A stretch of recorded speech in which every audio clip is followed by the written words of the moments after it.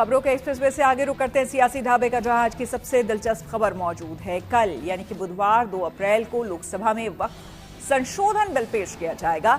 सरकार ने तय किया है कि लोकसभा में वक्फ संशोधन बिल पर 8 घंटे चर्चा होगी और कल ही सरकार की तरफ से जवाब भी दिया जाएगा और वोटिंग भी होगी। वहीं बिल पर चर्चा के लिए विपक्ष की तरफ से 12 घंटे की मांग की गई है।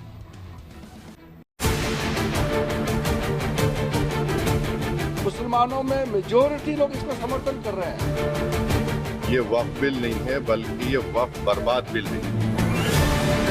विपक्ष इस बिल को लेकर के जिस तरह से लगातार फियर मॉन्गरिंग कर रहा है, डराने का काम कर रहा है, ये सरासर गलत है।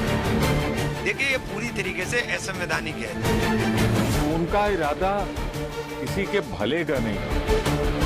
ये जो मिसलीड कर रहे हैं जेडीयू को या नीतीश कुमार, कांग्रेस पार्टी के सर्टिफिकेट की कोई जरूरत नहीं है। विपक्ष के तमाम सवालों और एतराजों के बीच मोदी सरकार ने वक्फ संशोधन बिल को लोकसभा में पेश करने के लिए सारी तैयारी पूरी कर ली है। बुधवार 2 अप्रैल को दोपहर 12 बजे वक्फ संशोधन बिल पेश किया जाएगा, जिस पर चर्चा के लिए 8 घंटे निर्धारित किए गए हैं।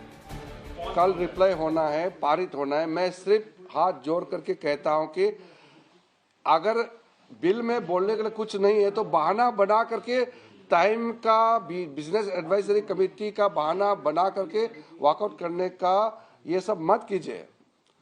जो समय तय किया गया है खुलकर बोलिए, हम सुनना चाहता हूं और एक पॉइंट, एक सेक्शन क्लोज का हम जवाब देने के लिए बिल्कुल तैयार हैं। सरकार को भरोसा है कि लोकसभा में चर्चा के बाद बिल पास होकर रहेगा। हालांकि सत्ता पक्ष और विपक्ष की निगाहें एनडीए गठबंधन में शामिल नीतीश कुमार और चंद्रबाबू नायडू की पार्टियों पर टिकी हैं। दोनों ही पार्टियों को मुस्लिम वोट मिलते रहे हैं, इसलिए इन पार्टियों के नेता हर बयान बेहद नापतोल कर दे रहे हैं। बिल आने के बाद ही इस पर निर्णय लिया जाएगा। कल संभवतः इस बिल को पेश किया जाएगा, उसके बाद ही हम इसके बारे में कुछ कह सकते हैं। चंद्रबाबू नायडू साहब 100% 100% मुसलमानों की साथ हैं, मुसलमानों के हित के लिए हैं। हमारे नेता नीतीश कुमार पिछले 19 साल से बिहार में काम कर रहे हैं। अब बिहार में उन्होंने जो मुस्लिम समुदाय के लिए काम किया है वो सामने में है और कभी भी उनके हित, जो उनका इंटरेस्ट है, कभी भी उस पर उन्होंने कि उनके साथ गलत हो ऐसा नहीं होने दिया। और अभी भी जो कुछ आ रहा है उसमें हमारे पार्टी और नीतीश कुमार जी से बहुत लोग मिले थे, उन्होंने अपना सुझाव भी दिया था और जो जेपीसी में हमारे मेंबर थे इस बात को उन्होंने रखा भी और मुझे लगता है सरकार उसको इनकॉर्पोरेट भी करेगी। निगाहें एलजेपी के स्टैंड को लेकर भी है। एलजेपी सांसद अरुण भारती ने कहा कि समाज को बड़ा फायदा पहुंचाने वाले हर कदम के साथ एलजेपी है। विपक्ष वक्फ बिल को लेकर डराने का काम कर रहा है, वहीं आरजेडी सीधे सीधे एलजेपी को राजधर्म निभाने की नसीहत दे रही है। सबसे पहले भी बिल आया नहीं है, लेकिन मैं ये जरूर कहूंगा कि विपक्ष इस बिल को लेकर के जिस तरह से लगातार फियर मॉन्गरिंग कर रहा है, डराने का काम कर रहा है, ये सरासर गलत है। वक्फ को लेकर के अलग अलग समय पर सरकार, अलग अलग सरकारों ने, कांग्रेस की सरकारों ने, अलग अलग सरकारों ने अलग अलग इसमें सुधारों को लेकर के बिल आया है। 1995 का बिल, जो बिल आया था उसमें भाजपा ने भी उसका समर्थन किया था क्योंकि ये समाज के पक्ष में था।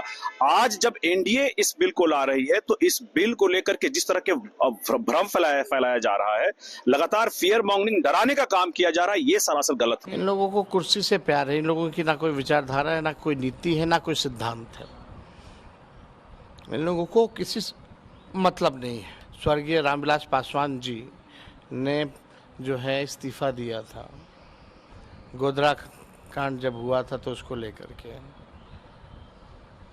वो विचारधारा और नीति सिद्धांत की राजनीति करते थे।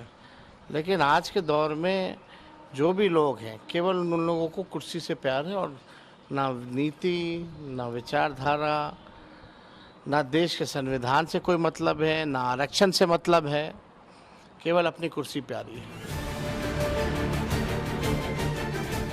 सरकार के साथी सरकार के साथ खड़े तो नजर आ रहे हैं, लेकिन साथ ही मुसलमानों के हक को ठेस ना पहुंचे इसकी भी दुहाई दे रहे हैं।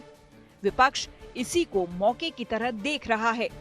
एनडीए गठबंधन में शामिल पार्टियों को बड़े कदम उठाने की बात कह रहा है। ये वक्फ बिल नहीं है, बल्कि ये वक्फ बर्बाद बिल है ये।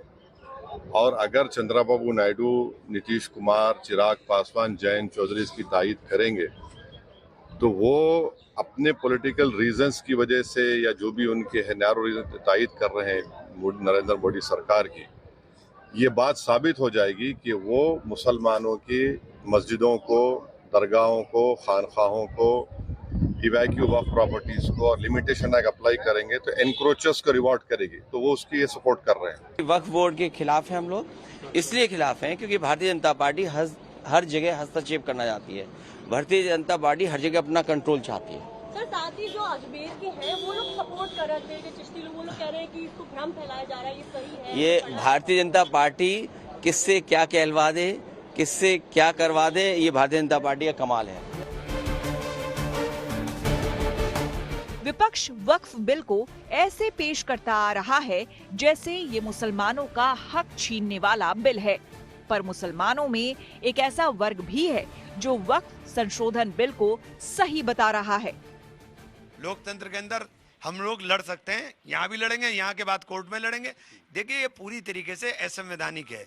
संविधान की किसी भी धारा के ऊपर ओवरलैपिंग नहीं की जा सकती और ये सीधे सीधे ओवरलैपिंग हो रही है। और जो संविधान ने हमें संरक्षण दिया है धार्मिक स्वतंत्रता का, उसके ऊपर बुलडोज हो रहा है। विपक्ष इस बात पर अड़ा है कि वक्फ बिल असंवैधानिक है और ये संविधान का उल्लंघन करने वाला है। वहीं सत्ता पक्ष वक्फ संशोधन बिल को पारदर्शिता के लिए जरूरी बता रहा है। अमित भारद्वाज, समर्थ श्रीवास्तव और आशुतोष मिश्रा के साथ bureau report, good news today.